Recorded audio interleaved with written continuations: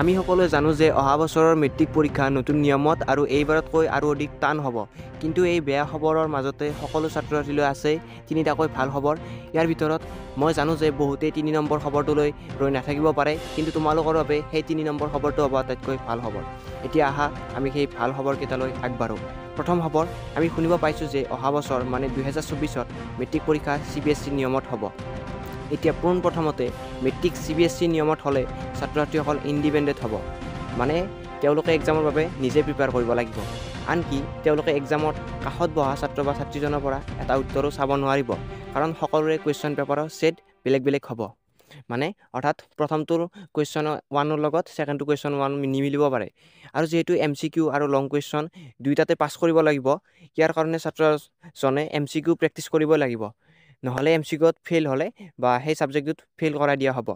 আৰু এই নিয়মৰ দ্বাৰা শিক্ষা বিভাগে ছাত্ৰ-ছাত্ৰীসকলক এতিয়াৰ পৰা কম্পিটিটিভ এক্সামৰ কাৰণে কেনেদৰে প্ৰিপেয়াৰ কৰিব লাগিব তাৰে এটা আভাস দিবলৈ প্ৰয়াস কৰিছে।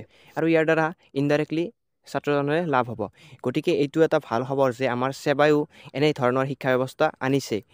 দ্বিতীয়টো খবৰ, এতিয়াৰ পৰা আৰু ইমান মুখস্থ কৰিব নালাগে।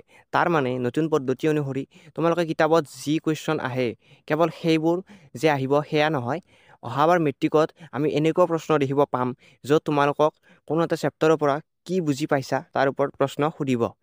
ভাল খবৰটো হ'ল যে এতিয়া যদি কোনো এজন ছাত্ৰই চেপ্টাৰটো বুজি পাইছে, তেনেহ'লে কেৱল চিম্পল ইংলিছ চেণ্টেন্সেৰে তেওঁ সেই বৰ্ণনাখিনি কৰি দিলে বা বুজাই দিলে খুব এটা ভাল নম্বৰ পোৱাৰ চান্স আছে। গতিকে আমাৰ বাবে এইটো এটা ভাল খবৰ যে যদি আমি কোনো এটা চেপ্টাৰ ভালদৰে বুজি লওঁ, তেনেহ'লে তাৰ পৰা যেনেকুৱা প্ৰশ্ন নাহক আমি কৰিব পাৰিম। এতিয়া তৃতীয়টো খবৰ হ'ল যে যিহেতু অহাবাৰ যিসকলে মেট্ৰিক পৰীক্ষা দিব তেওঁলোকে CBSE পেটাৰ্ণৰ কুৱেশ্যন পেপাৰ দেখিব পাব।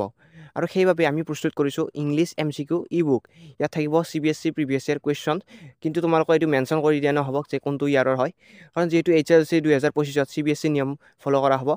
গতিকে CBSE বৰ্ডৰ পাষ্ট ইয়াৰ MCQ অহাৰ বহুত চান্স আছে।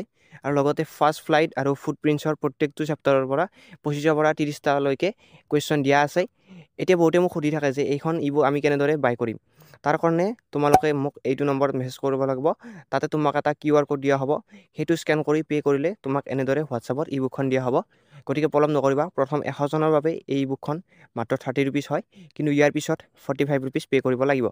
যদি তুমি ইংলিছত এটা ভাল মাৰ্কছ পাব বিচাৰা, তেনেহ'লে এতিয়া এখন পাৰচেছ কৰিব পাৰা। আজি ভিডিঅ'টো ইমানেই। কিপ ৱাচিং চিক্ৰেট আছাম।